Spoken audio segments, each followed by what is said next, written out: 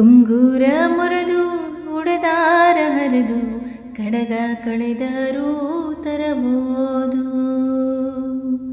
ಬೊಕ್ಕಸ ಬಳದು ಭಂಟಾರು ಅಳಿದು ರಾಜ್ಯ ಕಳೆದರೂ ತರಬಹುದು. ಜನುಮಕ್ಕೆ ಒಮ್ಮೆ ದಕ್ಕೋಳಮ್ಮ ಅಮ್ಮನ ಕಳೆದು ತರಬೋದೆ. ಕಂದ ಅಮ್ಮ ನಿಲ್ಲದೆ ಇರಬೋದೆ. ಅವನ್ಯಾವನು ಪುತ್ರ ಗುರುತಿದ್ರು ಹತ್ರ ತಾಯಿಯ ತಲೆಯ ಕಡದಂತೆ.